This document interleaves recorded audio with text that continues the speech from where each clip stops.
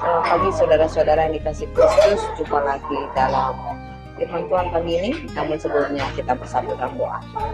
Kami sejahtera Allah yang melampaui segala akal, itulah yang memelihara hati dan pikiran saudara-saudara dalam Yesus Kristus Tuhan kita. Amin. Saudara-saudara yang dikasih Kristus, firman Tuhan pada pagi hari ini tertulis dalam Lukas 6 ayat 38. Demikian bunyinya. Berilah dan kamu akan diberi suatu takaran yang baik, yang dipadatkan, yang digoncang, dan yang tertumpah keluar akan dicurahkan ke dalam rimbaanmu.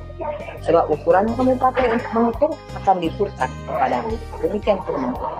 Saudara-saudara, takaran dalam pengertian harafiah menurut KBBI merupakan tabung pengukur. Bahan yang tembus sinar, diberi guratan yang menunjukkan suhu cairan yang diisikan ke dalamnya. Namun biasanya takaran beragam jenisnya sesuai dengan kebutuhan, seperti berbentuk gelas yang biasa dipakai kaum ibu rumah tangga, misalnya takaran gelas terbuat dari bahan plastik yang berkualitas. Gelas takaran ini biasanya digunakan untuk menakar bahan makanan, misalnya tepung, beras, gula, maupun bahan makanan lainnya. Alat ini biasanya sangat membantu ibu rumah tangga agar hasil yang dibutuhkan sesuai dengan yang diinginkan. Sehingga takaran ini berfungsi seperti neraca.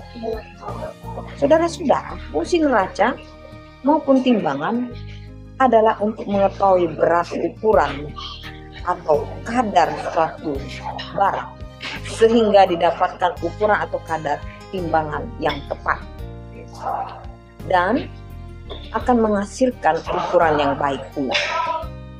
Sebagaimana firman Tuhan hari ini menyapa kita, bagaimana perbuatan-perbuatan kita akan selalu diukur melalui takaran yang diukurkan kepada kita. Misalnya hal memberi. Sikap memberi satu sama lain adalah sebuah sikap yang dimana keikhlasan dari satu pihak terjadi melalui penyaluran sebuah nilai pada pihak lain tanpa meminta imbalan dari pihak yang menerima. Lalu takaran apakah yang kita pakai untuk sebuah sikap memberi?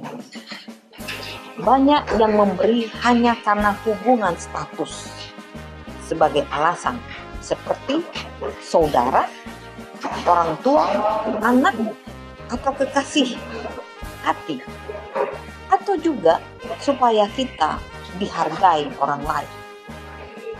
Ini yang menjadi takaran umumnya. Seringkali kita berharap diperlakukan hal yang sama. Kalau kita memperlakukan orang lain baik, maka hal yang sama diharapkan juga memperlakukan kita juga baik. Ukuran yang kamu pakai untuk mengukur akan diukurkan kepadamu. Itu yang dikatakan di dalam firman Tuhan hari ini. Orang yang memperlakukan orang lain dengan keras harus mengakui seperti yang dilakukan Adoni Bezek dalam Hakim-Hakim 1 ayat 7. Hal seperti itu bukanlah termasuk dalam sikap yang memberi.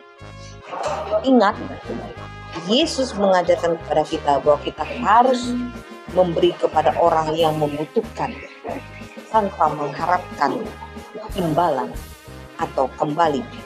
Kita harus diberi. Imbalan yang pantas yang kita dapatkan dari sifat memberi adalah jalan keselamatan menuju kerajaannya dan bukan bersifat materi.